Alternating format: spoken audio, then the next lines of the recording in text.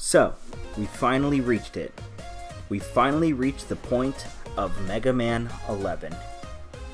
You know, it's been almost a full year since we started our channel off with the first video we ever made, a Mega Man 11 prediction video.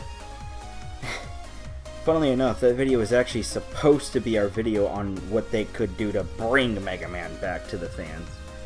We had a bit of a big list and too many expectations and hopes at the time, I feel, but nonetheless, the game's finally out. I really can't believe it's been a whole year and I'm finally going to be doing my review of the game. Did it live up to the expectations of our first video we had? Let's find out. Mega Man 11's on the scene now.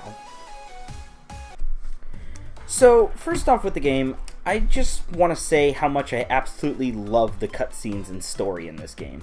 It's absolutely amazing to see full-fledged character interaction between Dr. Light and Dr. Wily, and also going into the history the two had.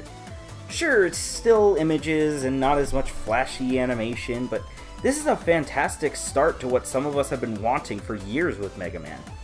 It's finally nice to see character personalities in the Robot Masters and in Mega Man himself, and not just the kiddie one in Mega Man 8, mind you. Voice acting is perfect. I love Dr. Wily's voice so much, and the new character designs for Light, Mega Man, Roll, and even Wily are fantastic. It's just a fantastic start to see this right off the bat. Gameplay is key. When it comes to Mega Man, most people remember the series for how unique it was for a platformer. But after a while, the series kind of went into a dry spell in terms of gameplay. In fact, in Mega Man's 9 and 10, they removed some gameplay features that were a staple in the games for very ridiculous reasons, in my opinion. But that's all changed. Charge shots are back, sliding is back, and the gameplay's finally been spiced up with the newly equipped double gear system. This new gameplay mechanic allows Mega Man to power his Mega Buster up to the point that he can fire super huge blaster shots, or slow down time to make himself extremely versatile and able to quickly traverse through level design. The best part about it? You don't need it! Okay, this may sound weird at first, but this new gameplay mechanic in the Mega Man series is awesome in the fact that it's there as a boost in case you're having a tough time with either a boss or a platforming challenge. Get good enough at the game and you won't even need it. It's that amazing. I hope to do a full no double gear playthrough of the game. Okay, now that that's out of the way, it's time for the lesser things that are still extremely awesome. Music. God, do I love the music. Some people seem to have a turnoff to the new techno feel of the music, and while I agree that some songs could have used more instruments and such, I still love the music in the game. Mega Man songs are something most people remember about the game as well, and I think this game is no different than the others. I guess it's really just the fact that it's a little bit different in terms of instruments is all.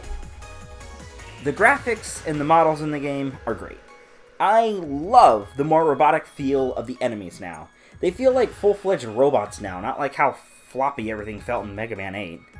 Mega Man himself looks fantastic, and despite the oddly looking walk cycle, it fits well with how he would normally look. All of the enemies are fantastic, even the mid-bosses, which are now all unique to each Robot Master level.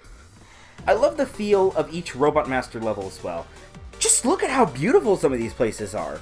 It's so nice to see actual background rather than the same clouds over and over, or, oh look, fireplace, therefore bricks. Tons and tons of bricks.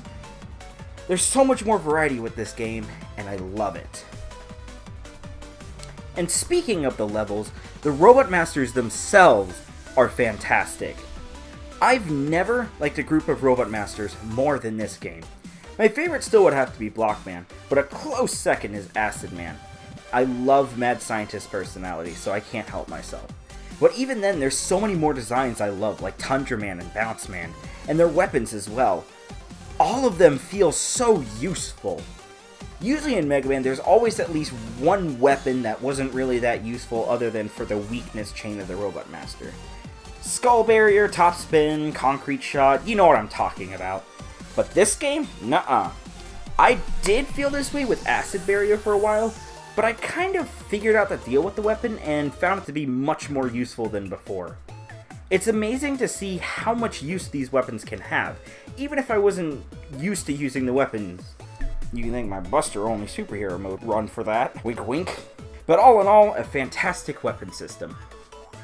Before I forget, I might as well talk about the best thing in the game, aside from the other best things I've said.